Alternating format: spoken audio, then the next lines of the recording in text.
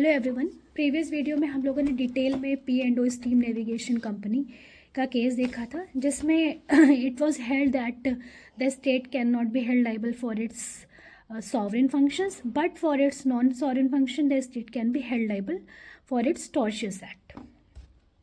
तो अब हम कुछ केस लॉज देखते हैं, इंपॉर्टेंट लीडिंग केस लॉज हैं। तो एक केस हमारे सामने है, सबसे पहला जो चिरौंजी लाल वर्सेस स्टेट ऑफ MP का केस है।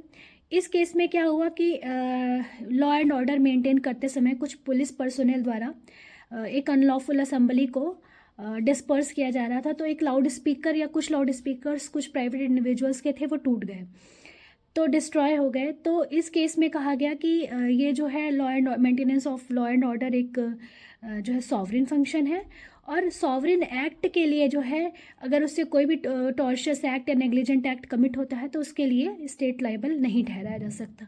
तो फाइनली इस केस में जो है जो लाउड स्पीकर डिस्ट्रॉय हुए थे उसके लिए स्टेट की कोई लाइबिलिटी अराइज नहीं हुई।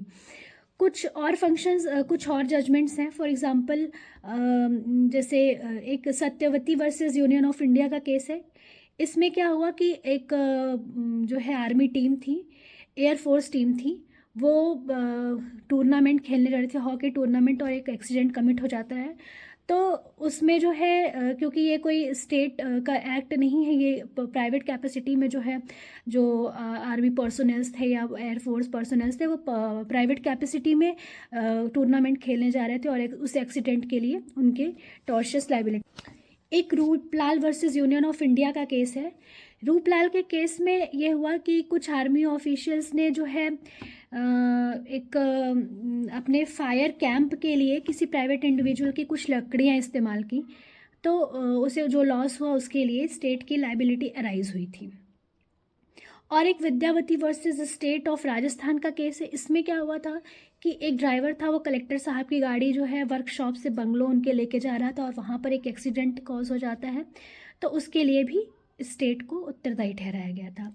अब इसी क्रम में जो सबसे इम्पोर्टेंट केस है वो है कस्तूरी लाल वर्सेस यूनियन ऑफ इंडिया, 1965 का केस है, जिस केस के बारे में कहा जाता है कि इसको जुडिशियल रिव्यू की ज़रूरत है।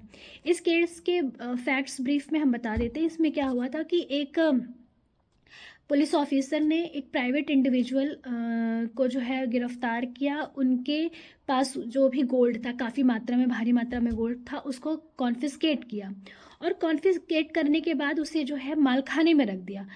अब उस पुलिस पर्सोनल ने क्या किया, उस मालखाने में जो भी उसने सोने के जो भी थे ऑर्नामेंट्स, जो भी सामान था, गोल्ड था, उसे लेकर वो चोरी करके पाकिस्तान भाग गए।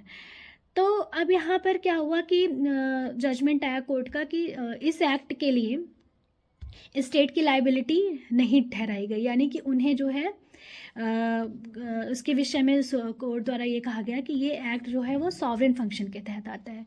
बट अगर देखें पुलिस ऑफिसर जो भी उनका काम था वो कोर्स ऑफ एम्प्लॉयमेंट में ही किया गया था। पुलिस ऑफिसर द्वारा उसे गिरफ्तार करना, कॉन्फिस्केट करना और मालखाने में रखना, ये सारा उसका जो एक्ट था वो पुलिस ऑफिसर का वो कोर्स ऑफ एम्प्लॉयमेंट में ही किया गया था। तो इसका मतलब कहीं ना कहीं स्टेट को लाइबल यहाँ पर ठहराया जाना था।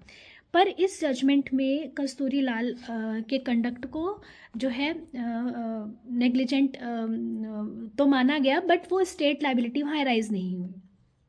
तो इसलिए इस जजमेंट के विषय में कहा जाता है कि इसको एक जुडिशियल रिव्यू की ज़रूरत है।